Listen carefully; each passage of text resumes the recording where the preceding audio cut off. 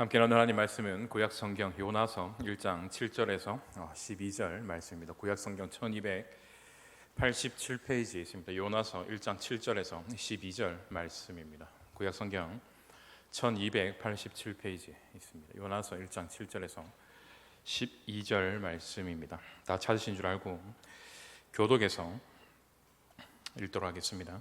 그들이 서로 이르되 자 우리가 제비를 뽑아 이 재앙이 누구로 말미암아 우리에게 임하였나 알아보자 하고 곧 제비를 뽑으니 제비가 요나에게 뽑힌지라.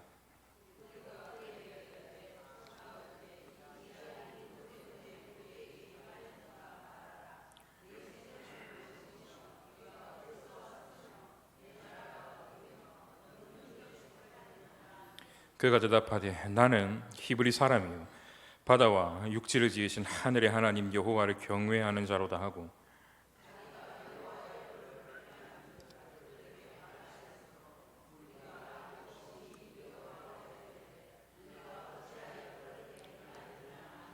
바다가 점점 흉흉한지라. 무리가 그에게 이르되 우리가 너를 어떻게 하여야 바다가 우리를 위하여 잔잔하겠느냐 하니 그가 대답하되 나를 들어 바다에 던지라. 그리하면 바다가 너희를 위하여 잔잔하리라. 너희가 이 큰 폭풍을 만난 것이 나 때문인 줄을 내가 아노라 하니라. 아멘. 오늘 본문 우리가 읽지는 않았지만 4절을 보면 하나님이 큰 바람을 바다 위에 내리시다라고 그렇게 이야기를 하고 있죠. 이 내리시다라는 단어는 히브리어 톨이라는 이 동사가 쓰였습니다. 그리고 동일한 단어가 우리가 읽었던 요나서 1장 12절에도 동일하게 나옵니다. 나를 들어 바다에 던져라. 여기 나오는 던지라 하는 단어가 톨이라는 단어입니다. 하나님이 폭풍을 던지셨습니다. 그러니 요나가 자기를 던져버리는 겁니다. 하나님도 던지고 요나 자신도 던지는 거죠. 무슨 말입니까? 하나님이 나한테 이렇게 했어? 그럼 나도 이렇게 할 거야. 자기 고집대로 하나님과 한 방 이렇게 빵 이제 붙는다는 거죠. 당신이 지금 나한테 이렇게까지 해?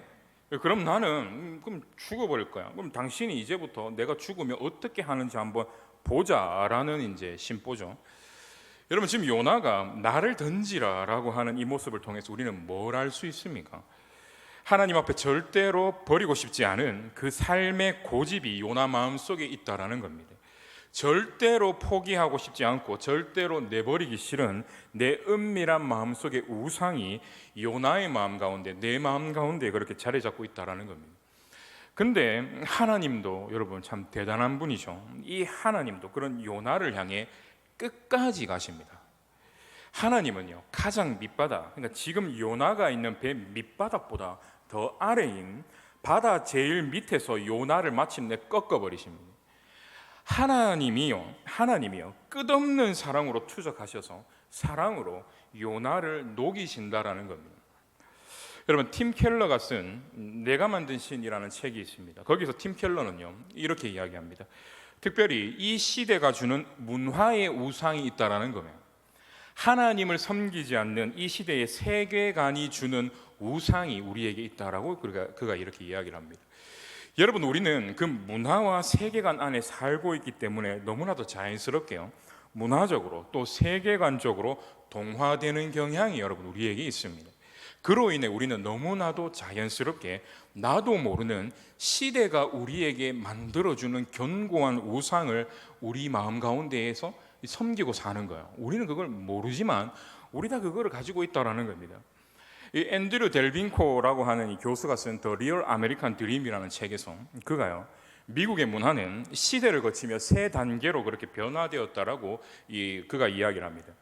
첫 번째 단계는요 신을 믿었던 하나님을 믿었던 단계라고 그렇게 이야기를 합니다. 그들의 문화가 종교 중심의 단계였다라는 거예요. 뭐든지 이렇게 종교 중심이 되었고 뭐든지 기독교화되었던 나라였죠. 여러분 이게 복음하고 그렇게 상관이 있지는 않습니다. 제가 지금 계속 종교라고 이야기하고 있지 않습니까? 뭐든지 종교화가 되었던 나라예요. 그런데 이 계몽주의가 들어오면서 그 신의 자리, 종교의 자리가 이제 사라지는 거죠. 그리고 나서 그 다음에 그들이 세웠던 문화와 그들이 세웠던 세계관과 중심이 뭐냐면요 두 번째 단계이기도 한데 미국이라고 하는 국가주의입니다. 여러분 이건 우리한테 그래 낯설지가 않죠. 그 당시에 나온 이 헐리우드 영화를 보면 완전히 미국 중심이지 않습니까? 미국이 온 세상을 보호하는 보호자로 막 나오는 거예요. 막 뭐 예를 들어서 외계인이 침공해가지고 전 세계에 있는 군인들이 함께 모여서 싸우는데 결국에는 누가 앞장서고 누가 이렇게 합니까?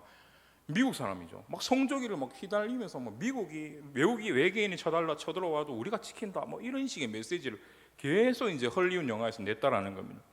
미국이라는 국가를 동경하고 미국이라는 국가 자체를 우상화하는 국가주의죠. 그로 인해 미국 안에 있는 이 각각의 다른 민족의 사람들을 국가주의라는 그 이데올로기 안에서 하나로 모아버린 겁니다. 근데 그게 여러분 이제는 힘을 잃어버렸습니다. 연세가 여전히 있으신 분들이야 여전히 미국 안에서 국가주의를 여러분 가지고 신봉하고 살아가고 있지만, 이제는 이 저와 같은 이 젊은 층들은 더 이상 이런 국가주의는 미국 안에서는 살펴보기가 힘듭니다. 미국 해도 크게 그들에게 효력이 없다라는 겁니다. 지금 이 젊은 세대들의 세계관은요, 신도 아니고 국가도 아닙니다. 이 두 시대는 이미 다 미국에서 사라졌다라는 겁니다. 그럼 이제는 무슨 시대인가? 이제는 자기 자아를 숭배하는 시대가 되었다라고 이야기합니다. 자기 중심주의의 문화 세계관이 견고하게 서 있다라는 거예요. 그러면 이전에는 안 그랬는가?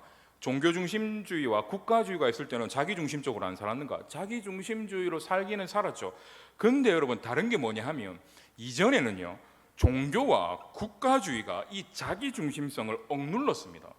그거를 이렇게 개인화되고 자기 중심적으로 살아가는 그 모든 것들을 죄악시하면서 억눌렀다라는 거예요. 근데 이제는 그 억누르는 종교와 국가주의가 사라져 버린 겁니다. 그러니까 자동적으로 나오는 게 이제 개인 중심주의가 확 드러나 버리는 거죠. 그래서 여러분 자기 자아의 자유를 방해하고 자기 자아의 자유를 침해하는 그 모든 것은 다 잘못된 거고 나쁜 거라고 이제 생각하기 시작한다라는 겁니다. 모든 판단의 기준이 누구입니까? 자기입니다. 자기의 자아, 자기의 감정, 자기가 가지고 있는 모든 판단, 생각을요 신으로 삼는 그런 시대가 이제 되었다라는 것입니다. 근데 이 델방코의 진단 중에 충격적인 거는요, 그런 자기 자아의 중심 문화와 그런 세계관이요 교회 안에도 쑥 들어왔다라는 겁니다. 종교 안에도 들어와 버렸다라는 거예요. 그래서 교회 안에도 지독한 자기 중심주의, 지독한 개인 중심주의로 사람들이 이제부터 살아가기 시작하더라라는 겁니다. 그런데 문제는 우리들이요, 이 시대의 자기 중심적인 문화 세계관이 우리 안에서요 우상이 되고 있다라는 것을 우리는 잘 모른다라는 거죠.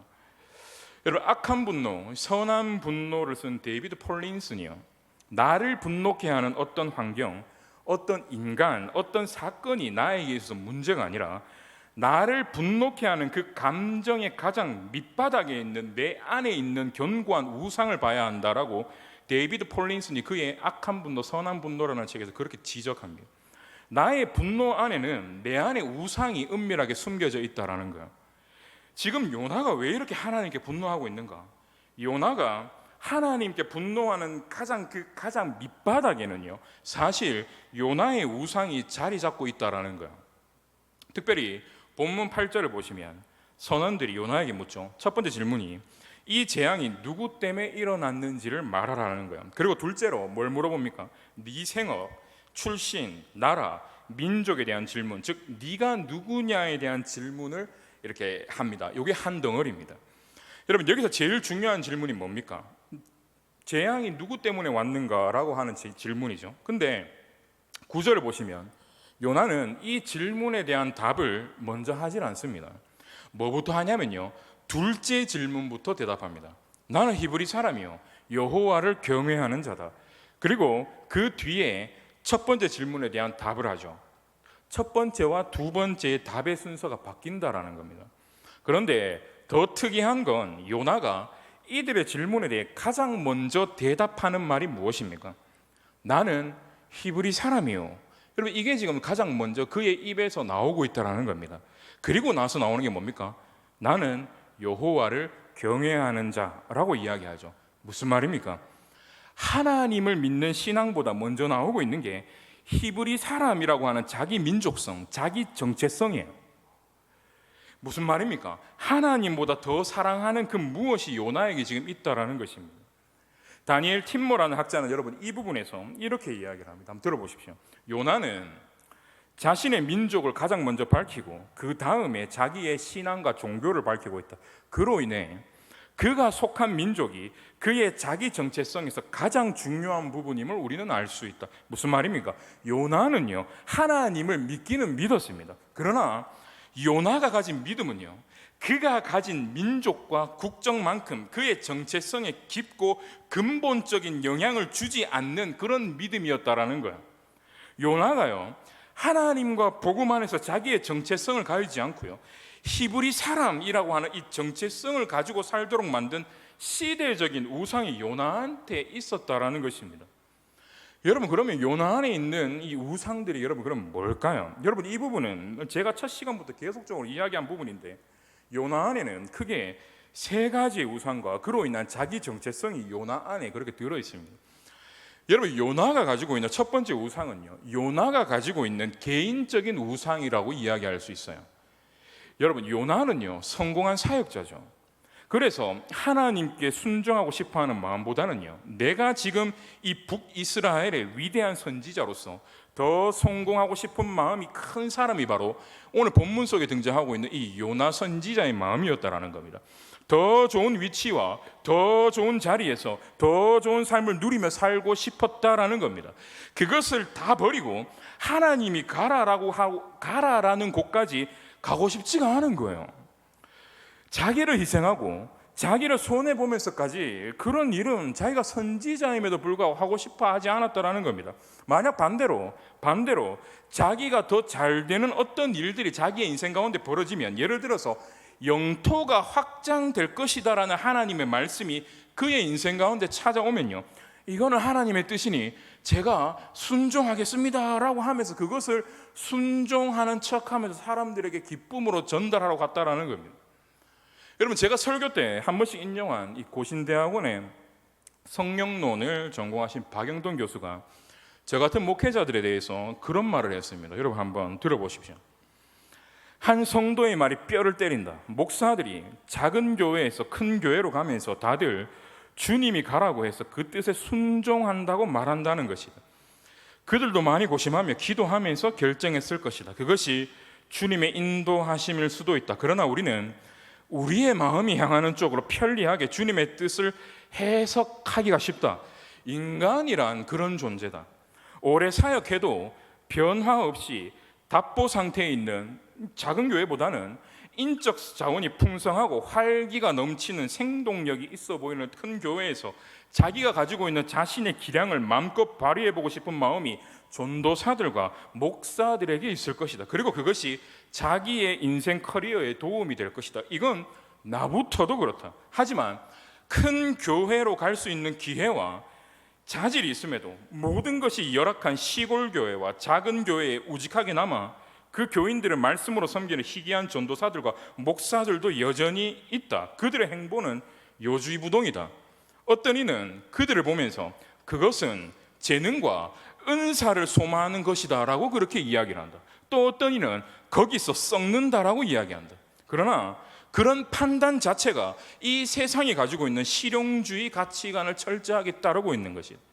큰 교회로 가는 것은 주님의 뜻이고 작은 교회와 시골 교회에 처박히는 것은 주님의 뜻이 아니냐.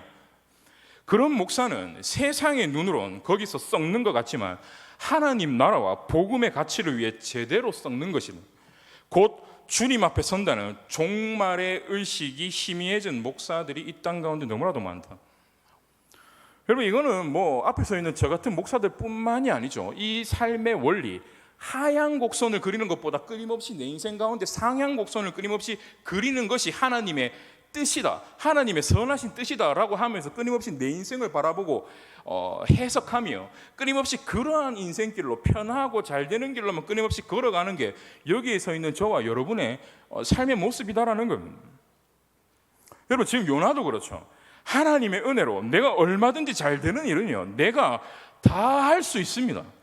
그러나 그 최고의 선지자직을 버리고 어디 다른 곳으로 선교를 가야 한다든지 그것을 전혀 누릴 수 없는 곳으로 하나님이 보내신다라고 하면 싫습니다. 당신이 어떻게 내 하나님입니까? 라고 이야기하면서 도망간다라는 거죠. 여러분, 내가 잘 되고 내가 편한 게 하나님의 뜻이다. 즉 이 개인적인 우상과 관련해서 교회 안에서는 여러분 이것이 또 어떤 모습으로 우리 안에서 발현됩니까? 여러분, 교회 안에서는요, 이 개인의 우상이, 내 편리한 편의주의적인 이 우상이 어떻게 발현되느냐, 자기와 생각이 비슷한 사람들, 자기와 말이 잘 통하는 사람들, 자기와 경제나 학력적으로 수준이 비슷한 사람들끼리만 자꾸 모이는 경향이 있죠.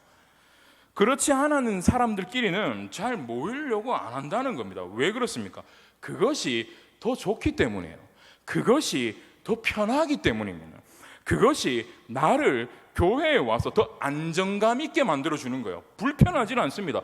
교회에 오면 내하고 친한 사람들, 말 잘 통하는 사람들, 나랑 비슷한 사람들끼리 있고 교제를 해야 내 마음이 요동하지 않고 편안하다라는 거예요. 하나님 나라가 그 안에 임한다라는 겁니다.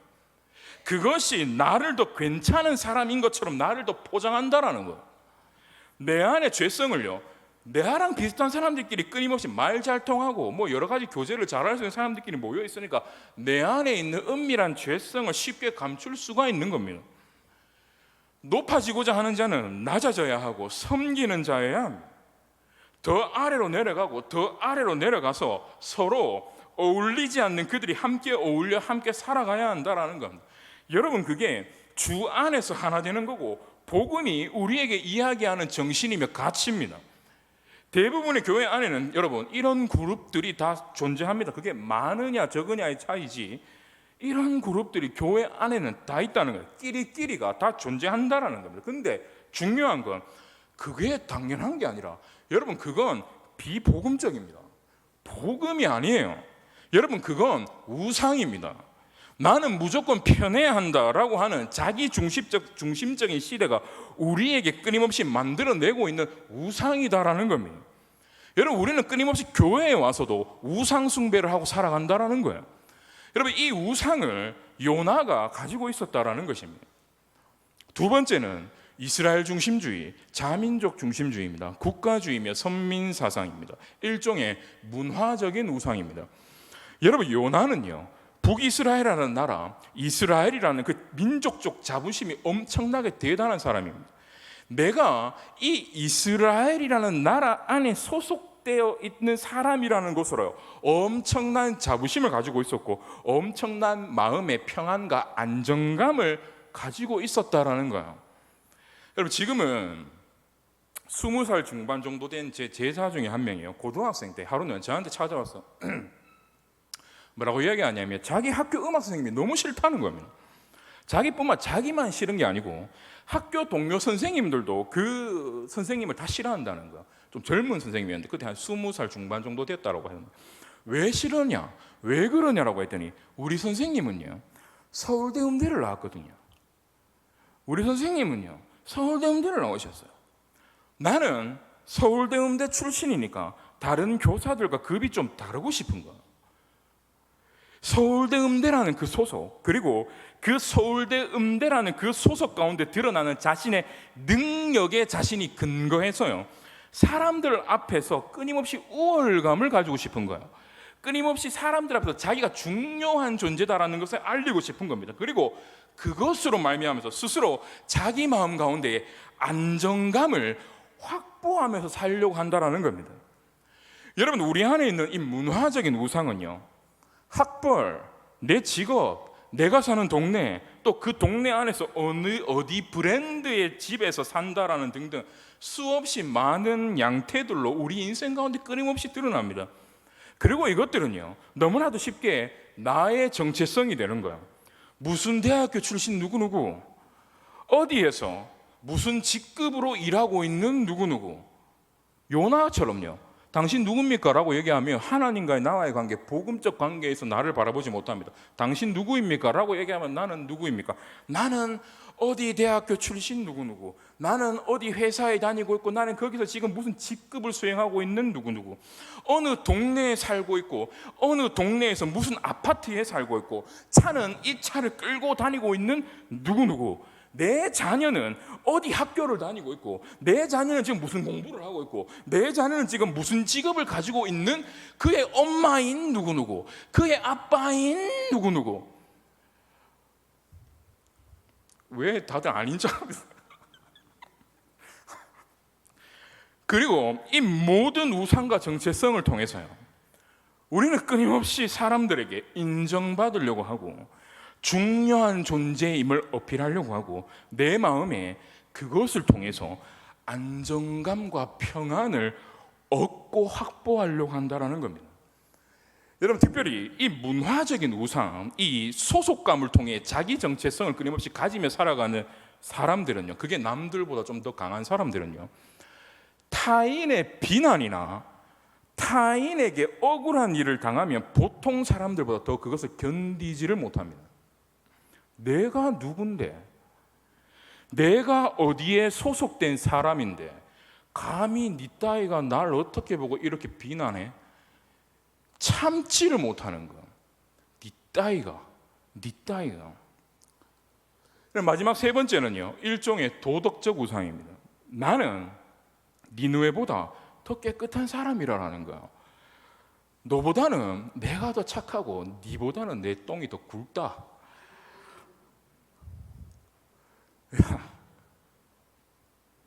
똥 얘기 하시는데 좋아할지 몰라요. 여러분, 한국 교회가 평양 대붕 사건이 있었을 때 그때 회개를 하면서 일어났던 기도 제목 중에 첫 번째가 뭔지 아십니까? 우리는 일본 사람들보다 도덕적으로 더 깨끗한 민족이라는 그 생각이었습니다. 이게 기도 제목 첫 번째였습니다. 여러분, 이건 복음적이지 않은 생각이죠. 그래서 이걸 복음 안에서 발견하고 이거를 깨면서 회개해 나가기 시작한 겁니다. 여기서부터 출발한 거예요. 일본은 그렇게 우리에게 만행을 저질렀지만 그래도 우리는 저 일본 놈들보다 도덕적으로 더 깨끗하고 더 괜찮은 사람이라는 그 생각을 복음 안에서 발견한 거예요. 이게 잘못됐다라는 것을 복음 안에서 발견한 겁니다. 왜요? 우리가 하나님의 백성이 된 건 내가 잘나서, 내가 선해서, 내가 뭔가를 더 가져서 하나님의 백성이 된 게 아니거든요. 다 똑같은 하나님 앞에서 중범죄자, 죄인 중에 괴수지 않습니까? 내가 하나님 백성이 되고 내가 그분께 사랑받는 존재가 된 건 다 은혜의 결과이기 때문입니다. 그러니 복음 안에서 신사참배는 단호하게 반대하지만 겸손하게 그 일본 사람들의 영혼을 위해 기도하면서 복음을 전할 수 있었다라는 겁니다. 여러분, 지금 요나는요, 도덕적으로 우리가 니느웨보다 더 깨끗한 사람들이고 그들은 아주 나쁜 놈들이라는 도덕적 우상이 그 안에 사로잡아 있었습니다. 그러니 그들에게 복음을 전하고 싶지가 않은 거예요. 저 나쁜 놈들에게 필요한 건 하나님의 사랑이 아니라 하나님의 심판뿐인 겁니다. 여러분, 어디 이건 니느웨뿐입니까? 아니죠. 이 배 안에 있는 이방 선원들을 향해서도요, 요나의 모습은 어떻습니까? 요나의 모습은 처음부터 끝까지 시종일관 딱딱하죠. 친절하지 않습니다. 차갑습니다. 이들이 지금 풍랑 가운데 요나 때문에 죽게 생겼어도 요나는 관심이 있습니까? 없습니까? 1도 관심이 없습니다. 여러분, 이 모든 우상들이 왜 그렇게 우리에게 문제가 되냐면요, 이것은 우리 안에서 교묘하게 섞여 있기 때문에 그렇습니다. 어느 하나로만 우리 안에 존재하지 않는다라는 거예요. 이 세계가 서로가 서로에게 영향을 주면서 끊임없이 이 세계가 막 얽혀서 설켜서 우리 안에 존재하고 있다라는 겁니다. 개인적이고 문화적이며 도덕적인 우상이요, 우리 안에서 긴밀하게 섞여 있고 또 이것은 우리의 삶에 잘 드러나질 않습니다. 요나도 여러분 잘 드러나지 않았죠. 여러분, 언제 이 우상이 요나의 인생 가운데 드러나기 시작합니까? 하나님이 찾아오셔서 말씀하시기 시작했을 때부터 요나의 인생 가운데, 요나의 영혼 가운데 있는 이 우상이 드러나기 시작하는 거죠. 그전에는 북이스라엘 최고의 선지자로서 하나님과 세상 앞에 아주 신앙 좋은 사람으로 위선적으로 그렇게 살았다라는 겁니다. 자기 자신을 속이면서 그렇게 살았다라는 거예요. 근데 그 인생에 하나님의 말씀이 찾아오고 폭풍을 통해서까지 그분이 계속 요나를 괴롭히며 말씀을 던지시니까요, 그가 어떤 존재고 그가 누구였는지가 하나님 앞에 만천하에 다 드러나고 있죠. 그가 도대체 무엇을 예배하면서 이 땅 가운데 살았는지가 하나님 앞에서, 세상 사람 앞에서 만천하에 다 드러나더라라는 겁니다. 무슨 말입니까? 무슨 말이에요? 복음이요, 평소에 요나의 영혼 깊은 곳까지 내려가지를 않았다라는 겁니다. 요나의 머리에는 그 지식이 있는데요, 요나서 4장 2절이죠. 여러분, 요나서 4장 2절 한번 보겠습니다. 요나서 4장 2절을 보면 요나가 하나님을 몰랐던 게 아닙니다. 요나서 4장 2절 우리 함께 한번 읽어보도록 하겠습니다. 요나서 4장 2절 시작. 여호와께 기도하여 이르되 말씀하지 아니하였나이까. 그러므로 내가 빨리 다시스로 도망하였사오니 주께서는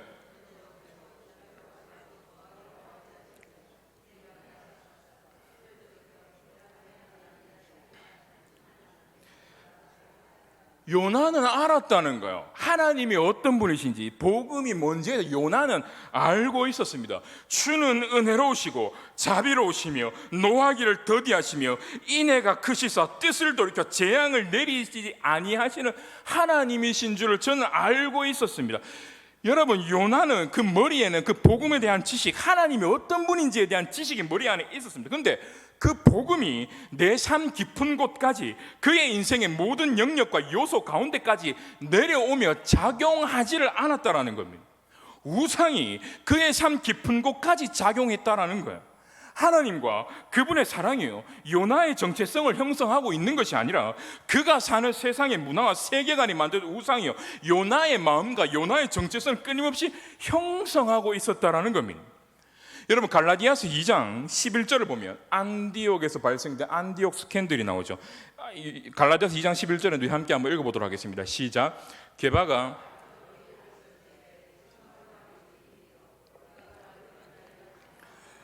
바울이 베드로를 향해 이 책망할 만한 어떤 심각한 사건이 그 갈라디아 교회 안에 있었다는 겁니다. 12절과 13절 우리 함께 한번 읽어보도록 하겠습니다. 12절과 13절 시작.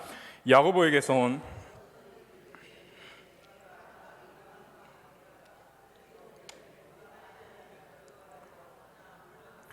남은 유대인들도 그와 같이 외식함으로 바나바도 그들의 외식에 유혹되었느니라. 아멘.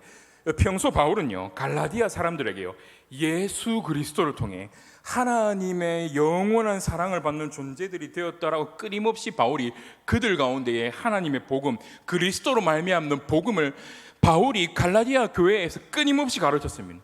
유대인이 아니기 때문에 너희들은 하나님 앞에서 열등하다든지 무엇이 부족한 것이 아님을 복음을 통해 바울이 끊임없이 전했고, 베드로도 마찬가지로 사람들에게 전했다라는 겁니다. 근데 베드로가 갈라디아 지방에 와서 그들과 함께 밥 먹는데, 여러분, 밥 먹는다는 게 뭡니까? 너랑 나랑 같다라는 거예요. 너랑 나랑 똑같은 죄인이고 너랑 나랑 똑같이 예수 그리스도를 말미암아서 하나님의 영원한 사랑을 받는 똑같은 존재들이다 라는 것을 인정하는 게 밥 먹는 거예요. 밥을 먹습니다. 밥을 맛있게 막 먹고 있는데 유대에서 온 유대 그리스도인들이 갑자기 찾아온 겁니다. 그러니까 갑자기 베드로가요, 밥 먹다가 그들의 지적이 무서워서 튄 거예요. 도망간 겁니다. 숨은 거예요. 머리로는 유대인이나 이방인이나 하나님 앞에 다 동일한 죄인이며 동시에 예수 그리스도로 인한 하나님의 영원한 사랑을 동등하게 받는 존재라고 머리로는 생각하는데, 여전히 그들이 가지고 있는 문화와 정서와 그 모든 세계관으로는요, 이 복음의 은혜를 완전히 베드로가 흡수하고 받아들이지를 못하고 있었다라는 겁니다.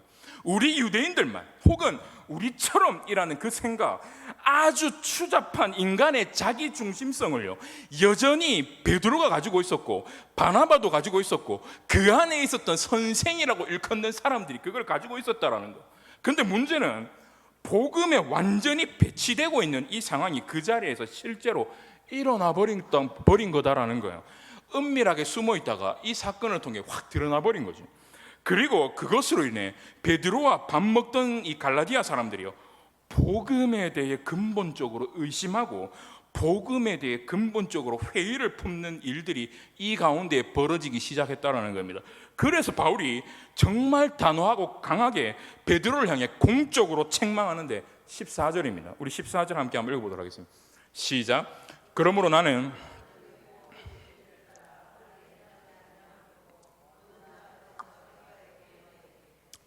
유대인으로서 이방인을 따르고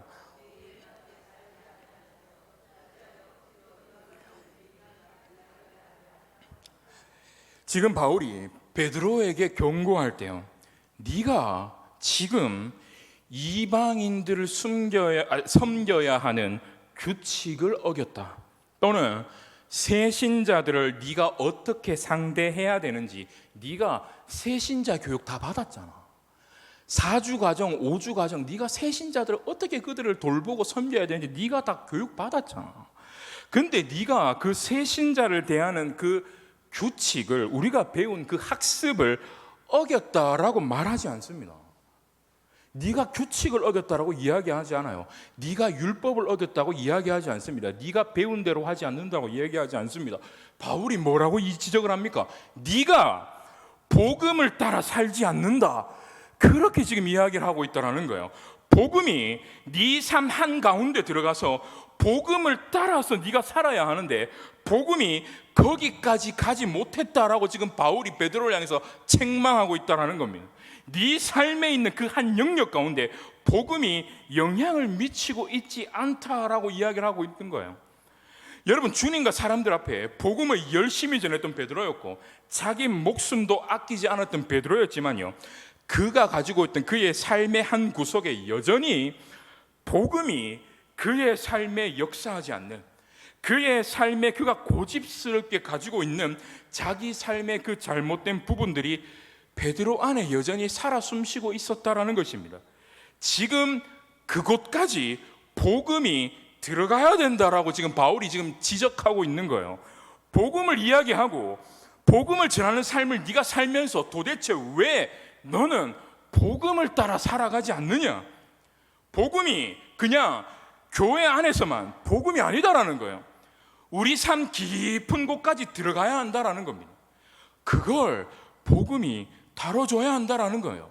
모든 삶의 영역 속에서 복음이 들어갈 수 있도록 끊임없이 만들어줘야 한다라는 것입니다.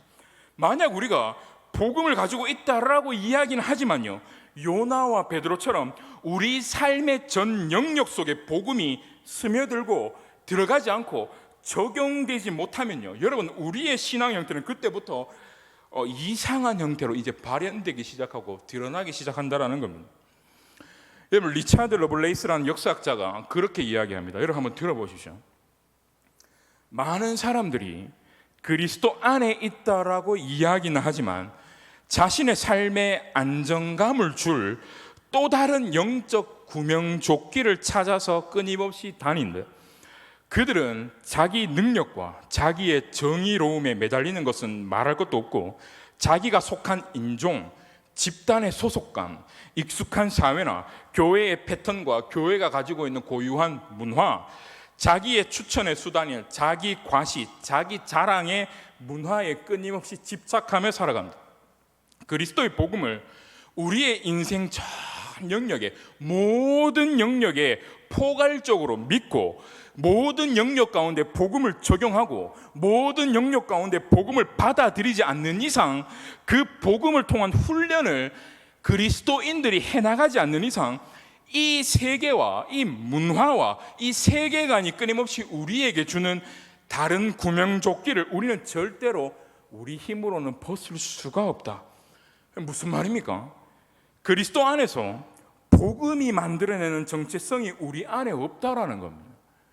예수 믿는다라고 하지만 그게 내 안에 없다는 거예요. 우리의 가장 근본적인 정체성이요, 나를 향한 예수 그리스도의 은혜로운 사랑에 근거하고 나를 향한 예수 그리스도의 그 은혜로운 사역에 뿌리 내려져 있지 않으니까요, 이제부터 내가 뭘 붙들고 살아가냐면 다른 것들, 다른 정체성을 내 안에 끊임없이 가지고 와서 그 다른 정체성을 내가 이제부터 붙들면서 살아가기 시작한다라는 겁니다. 그리고 그 다른 정체성을 가지고 하나님을 상대하기 시작한다라는 거예요. 요나처럼요. 나는 여호와를 경외하는 자입니다가 내 정체성이 아니라 나는 히브리 사람입니다가 내 정체성이 되어서 하나님을 상대하고 끊임없이 세상을 상대한다라는 거예요. 여러분, 베드로를 보십시오. 베드로가 마태복음 26장 33절에서 이렇게 이야기를 합니다. 모두 주를 버릴지라도 저는 결코 주를 버리지 않겠습니다. 그러니까 예수님이요, 그런 베드로를 향해 말씀하시죠. 오늘 밤 닭 울기 전에 너는 나를 3번 반드시 부인할 것이다. 여러분, 베드로는요, 예수님의 이 말씀을 받아들일 수가 없었습니다. 아니, 예수님이 도대체 나를 어떻게 보시길래 나한테 이렇게 말씀하실 수가 있어? 근데 여러분, 어떻게 됐습니까? 베드로는 예수님을 공개적으로 3번이나 대놓고 부인하는 모습을 보게 됩니다. 여러분, 베드로가 그렇게 호언장담하고 베드로가 늘 그렇게 자신감이 넘치고 당당하게 말할 수 있었던 그 근본 원인이 여러분 뭡니까? 다 주를 버려도 나만큼은 결코 주님을 버리지 않겠다는 이 자기 확신은 도대체 어디에서 나온 확신이냐라는 겁니다. 죄인 중에 괴수와 같은 자신을 향한 예수 그리스도의 은혜로운 사랑으로부터 나온 것입니까? 복음 때문에 나온 겁니까? 예수의 사랑 때문에 그 확신이 나온 겁니까? 아니죠. 베드로의 인생을 끌고 가는 이 삶의 확신과 나는 할 수 있다라는 이 자기 정체성은요, 죄인 된 자신을 향한 예수의 깊은 사랑으로 말미암는 게 여러분 아니었습니다. 예수를 향한 베드로 자기 자신의 헌신과 그 자신의 열심에 근거하고 있었다라는 겁니다. 자기 자신이 근거하고 있었다라는 거예요. 그 자기 헌신과 자기 열심이요, 베드로의 인생과 베드로의 영혼을 끊임없이 움직이는 베드로가 가지고 있는 자기 정체성이었다라는 거예요. 그리스도가 중심이 되는 그 복음의 정체성보다 더 우선시되는 게 자기 행위입니다. 자기 능력이에요. 자기 성격입니다. 자기가 가지고 있는 자원들로 형성된 그 정체성이다라는 거예요. 그리고 자기가 가지고 있는 자기 자신이 가진 그 정체성, 그 모든 것이 복음과 그리스도의 사랑과 하나님보다 더 우선시되는 베드로의 정체성이며 베드로로 형성하는 그 모든 것이 되어버렸다라는 겁니다. 문제는 베드로의 인생을 끌고 가는 이 삶의 확신, 이 삶의 정체성은요, 위기 앞에 한 번에 무너질 확신이고 위기 앞에 한 번에 박살날 정체성이다라는 겁니다. 근데 어리석은 베드로는 그걸 모른다라는 겁니다. 베드로 자신이 가진 그 정체성이요, 위기 앞에, 고통 앞에, 고난 앞에 아무런 힘을 발휘하지 못하고 부서지기 시작할 때 내가 복음의 정체성을 가지지 못했다는 걸 비로소 베드로가 깨닫기 시작한다라는 것입니다. 내가 붙들고 있는 나의 우상과 내 정체성이 얼마나 연약하고 힘이 없는지를 베드로가 깨닫기 시작했다라는 겁니다. 여러분, 진짜 신자라면, 진짜 예수 그리스도로 인해 하나님께 사랑받는 자라면요, 하나님은 절대로 그런 우리를 그대로 내버려 두시지는 않습니다. 계속 그 영혼과 인생에 찾아와서 계속 못 살게 구는 거예요. 계속 괴롭힙니다. 그 우상, 내 안에 있는 그 우상과 그 우상으로 형성된 정체성을 계속 하나님이 폭로하신다라는 겁니다. 우리 삶에 일어나는 모든 사건, 특별히 내 삶을 불편하게 하는 그 모든 사건과 그 모든 인간관계들을 통해서요, 내 안에 있는 그 우상과 우리의 정체성이 과연 무엇인지 하나님이 계속 찾아와서 계속 찌른다는 거, 계속 건드리신다는 겁니다. 여러분, 바울은 우리에게 이렇게 이야기합니다. 빌립보서 3장 8절에서 9절인데 우리 한번 읽어보도록 하겠습니다. 시작. 또한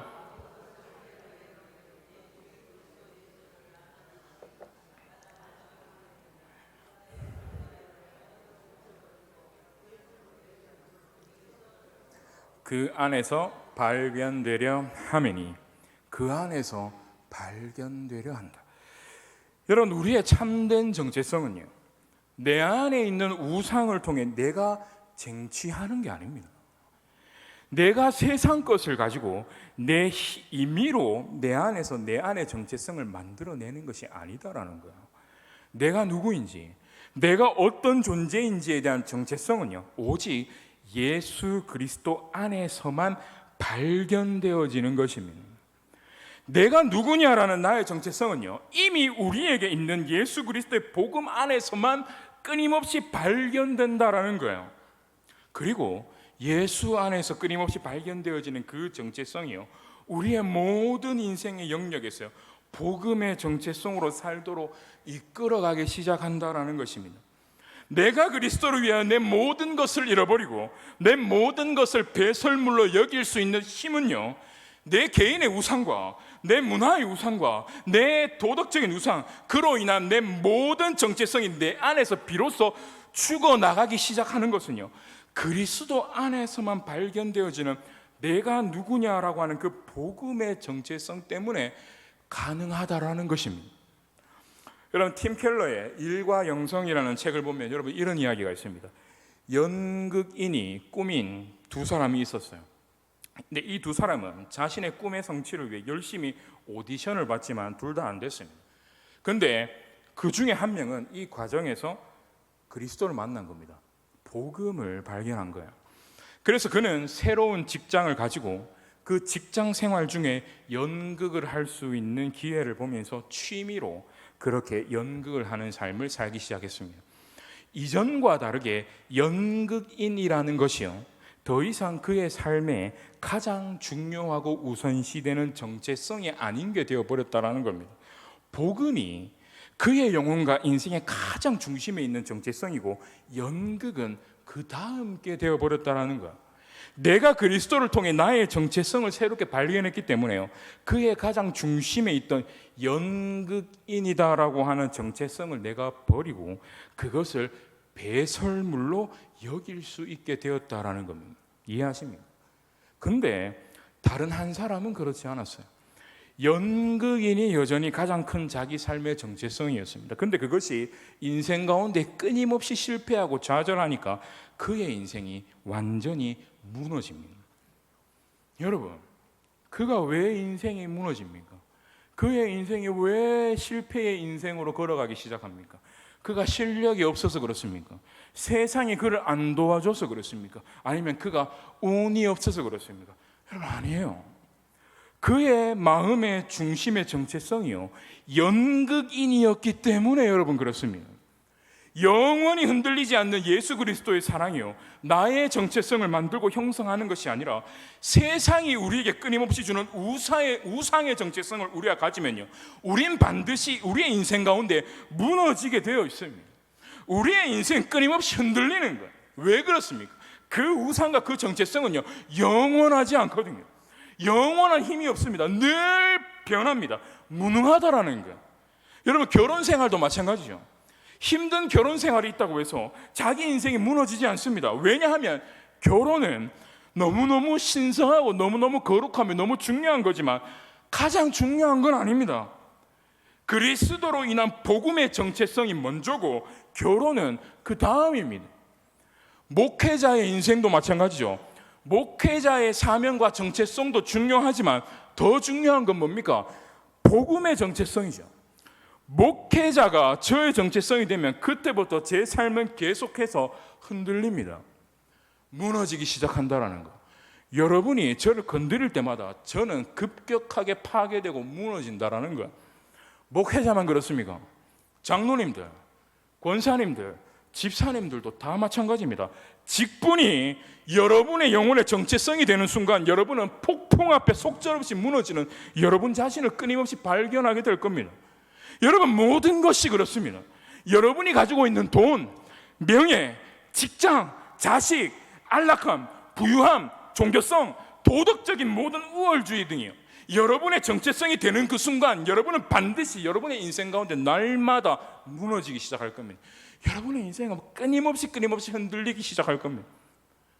여러분, 우리가 왜 날마다 복음을 들어야 합니까?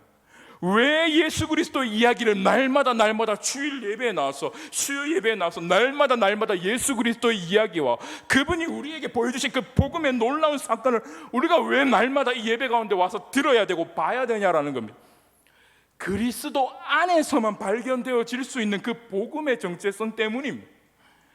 예수 그리스도의 복음을 듣지 않고서는요, 우리는 도대체 내가 누구인지를 도무지 발견해낼 수가 없습니다. 뿐만 아니라 복음이, 그리스도가 우리 삶의 전반적인 모든 부분에까지 적용되어지고 내려와야 하기 때문에 날마다 우리는 이 예배 가운데에서 그냥 하나님의 말씀을 듣는 게 아니라 그 하나님의 말씀 안에 있는 복음을 들어야 한다라는 거예요.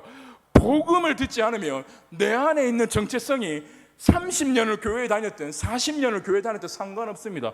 정체성이 없어요. 내가 누구인지를 복음 안에서 도무지 발견할 수가 없습니다. 여러분, 제가 계속 고민하고 있는 게 뭐냐 하면 도대체 지금 우리에게 필요한 게 뭐냐는 겁니다. 우리의 신앙이 정말로 추상적이고 우리의 신앙이, 저의 신앙에 힘이 없다라는 고민이 너무너무 많습니다.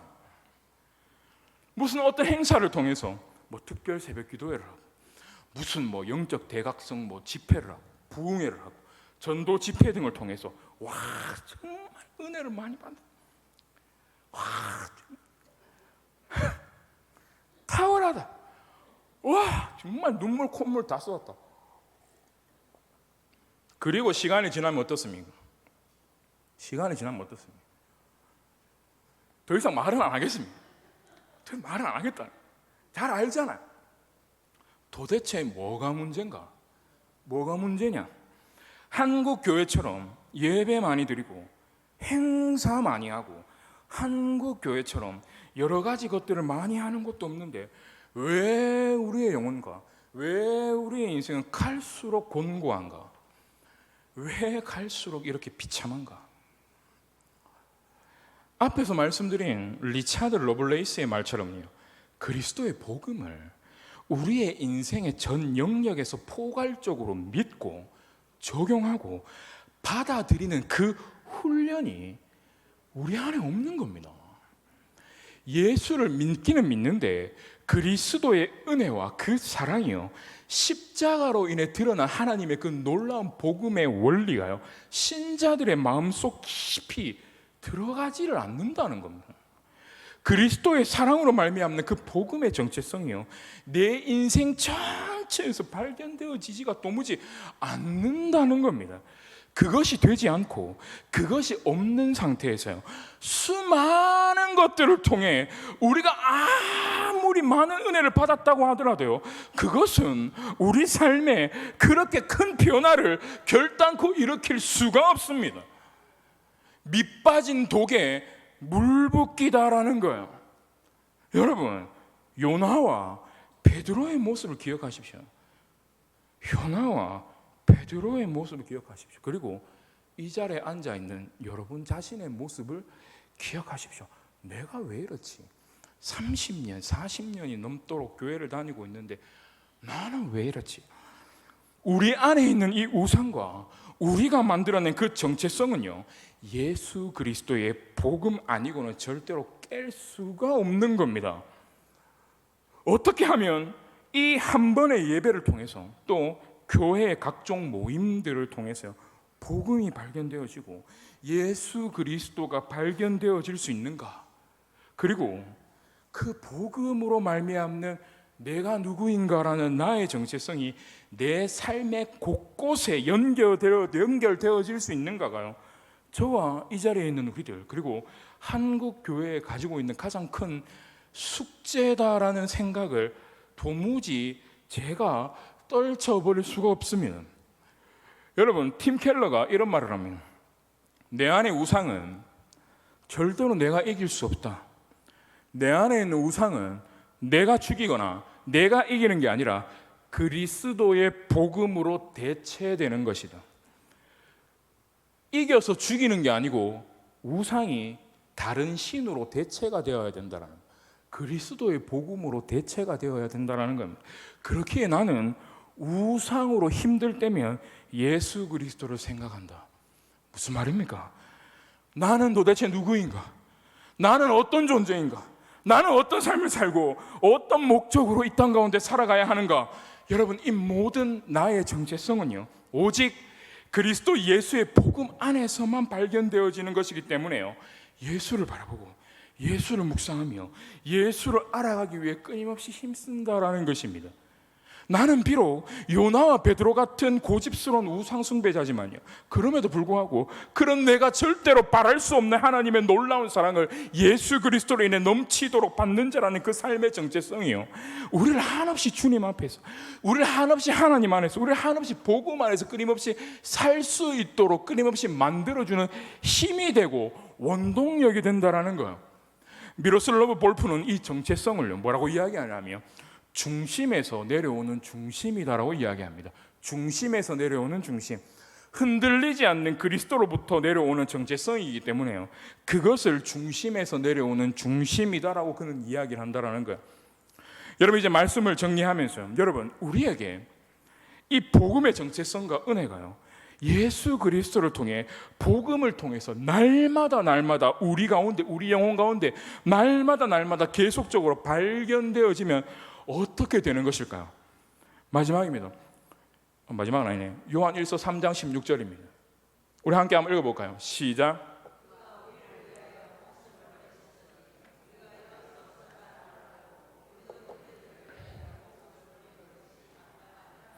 아멘. 온 우주에서 가장 부유하시고 온 우주에서 가장 화려하시며 온 우주에서 가장 영광스러우시고 아름다우신 그분이요, 고작 이 땅에서 우상 숭배나 하고 살아가고 있는 나 같은 인간을 위해 목숨을 버리셨다는 그 사랑에 대한 깊은 정체성이 내 안에 있으면요, 우리는 그때부터 자기중심적인 인생을 살 수가 없습니다. 우리도 내 목숨을 버리는 게 그때부터 실제로 가능해지기 시작한다라는 겁니다. 여러분, 복음을 통해 여러분이 도대체 누구인지를 날마다 바라보고 기억하십시오. 우리 인생의 유일한 소망은요, 여러분에게 있지 않습니다. 이 교회 공동체에 있지 않습니다. 우리 인생의 유일한 소망은요, 그리스도께서 우리를 사랑하신다는 그 복음의 은혜를 깊이 생각하는 것에 우리 삶의 유일한 소망이 거기에 달려 있습니다. 날마다 그리스도께서 우리에게 보이신 그 위대한 사랑을 바라보고 그로 인해 내가 어떤 존재인지를 날마다 기억함으로 우리가 정녕 하나님과 이 세상을 사랑하고 섬기며 살아갈 수 있는 존재들로 변화되어져 가며 살아갈 수 있게 되기를 주님의 이름으로 소망하며 주님의 이름으로 축원합니다. 여러분, 우리 이 시간 말씀을 생각하면서 여러분, 우리 한번 여러분의 영혼을 위해서 한번 간절히 기도하면 좋겠습니다.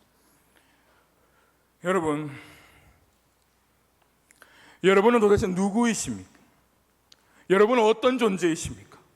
여러분은 지금 어떤 인생을 살고 계시고 어떤 목적으로 이 땅 가운데 살아가고 계십니까?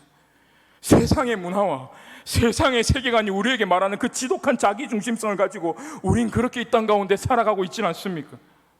그러면서 나는 하나님을 잘 섬기고 있다, 하나님을 사랑한다라고 그래 뻔뻔하게 우리가 이야기 하고 살아가고 있지는 않습니까? 여러분, 예수 그리스도의 그 사랑 앞에서 내가 누구인지를 기억하십시오. 내 안의 우상은 내가 싸워 이기는 게 아니라 그리스도 예수의 복음으로 대체되는 것임을 여러분 기억하십시오. 우리 이제 함께 간절히 기도할 때, 주여 그리스도의 복음을 통해 나의 중심을 변화시켜 주십시오. 기도합시다. 내 안의 우상과 헛된 정체성이 예수의 복음을 통해 대체되는 그 은혜를 주여 저에게 허락하여 주시옵소서. 내가 날마다 헛된 것 바라보지 않게 하시고 내 주 그리스도 예수라는 그 가장한 고상한 지식과 은혜를 사모하게 해달라. 우리 간절히 기도합시다. 우리 이 시간 주여 한번 부르짖고 여러분의 영혼을 위하여서 우리 이 시간 간절히 한번 기도하도록 하겠습니다. 주여, 주여, 아버지여 감사합니다. 너는 누구냐라는 세상의 질문 앞에 나는 히브리 사람입니다라는 그 헛된 우상과 헛된 세상의 정체성을 고백하며 우쭐해하며 살아가는 그 요나가 아버지여 저입니다. 아버지, 우리는 복음을 안다고 말하고 하나님 당신을 믿는다 말하며 사랑한다 말은 하지만 내 안에 있는 믿음과 정체성은 하나님 당신이 주는, 복음이 주는 정체성이 아니라 세상이 나에게 주는 정체성을 내가 가지고 아버지를 사랑한다라고 내가 그렇게 뻔뻔하게 그렇게 살아갔습니다. 아버지, 우리가 우상 숭배지, 아버지, 우리가 이 세상의 정체성을 굳건히 붙드는 자기중심성을 가진 아버지 곤고한 자들이, 주여 복음이 아직 내 영혼 깊숙하게 들어와 역사하지 못하고 있고 복음이 내 모든 삶의 영역 속에 들어와 내 삶을 다루어내지 못하고 있음을 주여 불쌍히 여겨주시고, 주여 복음이 아직 내 삶의 고집스럽게 가지고 있는 그 우상과 우상의 정체성 영역을 부수고 있지 못함을 주여 불쌍히 여겨주시옵소서. 아버지여, 곤고한 우리를 불쌍히 여겨주시옵소서. 복음을 안다 말은 하고 있지만 하나님이 어떤 분이심을 우리가 안다고 고백하고 있지만 요나처럼 내가 하나님이 그런 분임을 알고 있습니다라고 우리는 고백하고 있지만 실제로 우리의 삶은 그 복음의 삶과는 전혀 상관이 없는 그런 아버지 어리석은 삶, 세상의 정체성에 사로잡혀서 세상의 우상에 사로잡힌 그런 아버지의 삶을 우리가 이 땅 가운데 살아갑니다. 주여 우리를 불쌍히 해주시옵소서. 주여 우리가 날마다 예수 그리스도 앞에 서게 하여 주시옵소서. 주여 우리가 날마다 복음 앞에 서게 하여 주시옵소서. 그 복음 앞에서 우리의 정체성을 알게 하여 주시옵소서. 내가 누구인지를 발견하게 하여 주시옵소서. 주여 아버지, 우리를 붙들어 주시옵소서.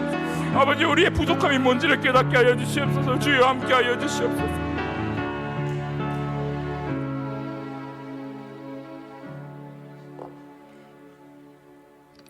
너는 누구냐라는 세상의 질문 앞에 나는 히브리 사람입니다라는 그 헛된 우상과 헛된 세상의 정체성을 고백하며 우쭐해하며 살아가는 그 요나가 아버지 이 자리에 있는 저와 우리들입니다.